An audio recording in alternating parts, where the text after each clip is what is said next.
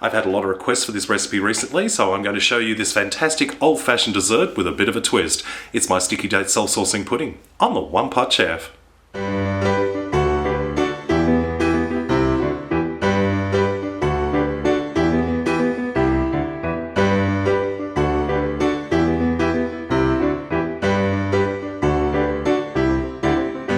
To make our sticky date self-saucing pudding, we're going to obviously need some dates, some dried pitted dates, which I have just diced up and popped into this jug, and I've just covered them with a bit of hot water out of a kettle. And this will help to soften up the dates so we don't get any nasty crunchy bits all through our pudding. So we're just going to leave that to soak for about 20 minutes while we make the rest of our pudding batter. To make the pudding batter, we're going to need 1 1/4 cups of self-raising flour. Now, if you don't have self-raising flour or you can't get it where you live, you can simply use plain flour and add in 1 1/2 teaspoons of baking powder. 2/3 cup of firmly packed brown sugar.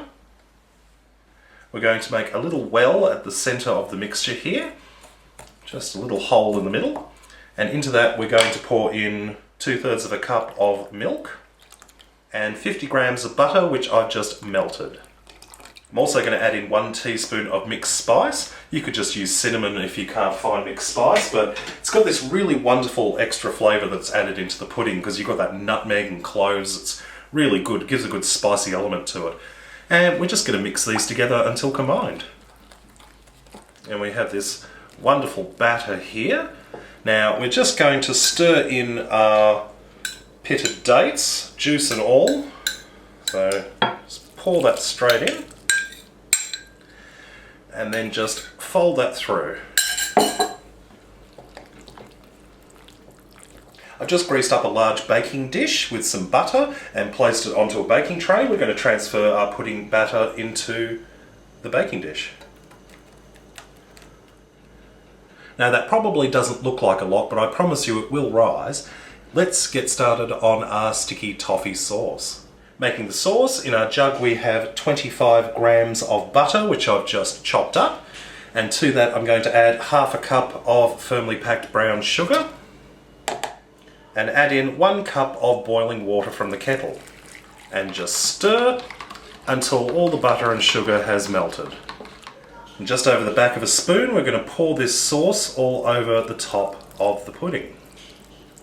This goes straight into the oven, 180 degrees preheated, for about 40 to 45 minutes or until the top is set, and then we'll be ready to serve. Our pudding is out of the oven. Now it is absolutely scalding hot at the moment. You need to let it sit for at least 5 minutes or so before serving, otherwise you could risk burning people's mouths, because that butterscotch sauce, which is both underneath and all through it, will literally take your skin off. It's extremely hot. So we'll let this sit and then we'll serve up. As self-saucing puddings go, this is actually a little unusual because part of it is cake and part of it is sauce, but instead of the sauce just being directly underneath, it's actually all through it. It's sort of, parts of it are obviously cakey like you can see here, but then other parts are part cake, part sauce, so you've got this beautifully moist and delicious pudding with this butterscotch sauce all through it. So I'm going to have a little taste right now.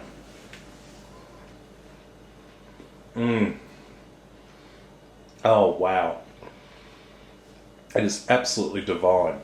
So sweet. It's got the lovely spice from the mixed spice in there, and the dates are nice and soft. Absolutely wonderful. A bit of cream or a bit of ice cream or custard with this, perfect. Well, I hope you've enjoyed this recipe. Check out my other videos at OnePotChefShow.com, and until next time, see you later.